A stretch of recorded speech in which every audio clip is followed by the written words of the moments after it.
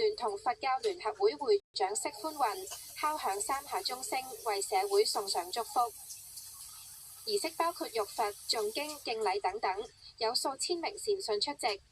今年係佛曆2569年，釋寬雲寄語信眾要時常感恩。今天我們記得紀念佛陀誕生的日子，特別希望大家思考上報國土恩的重要。國土是我們家的所在，是所有國民學業、家業和事業的一切根基所在。陳國基參與浴佛並且致辭，話今年係佛教聯合會成立80週年，對香港社會貢獻良多。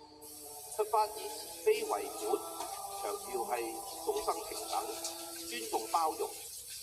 我哋呢一屆政府就住關愛共融社會嘅理念，相互呼應，促進社會和諧，團結民心，一齊咧係守護當前得來不易嘅祥和安定嘅局面。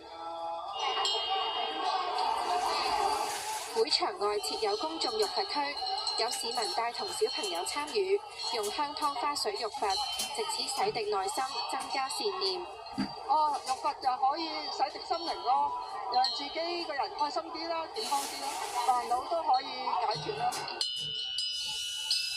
因為我媽咪同埋我屋企人都係信佛嘅，所以我都跟隨佢哋嘅宗教，我感到平靜同埋平安。現場設有抄經區，提供紙筆俾善信臨摹經文，向佛祖表達敬意，亦都可以將作品帶返屋企。無線電視記者盧卓敏報道。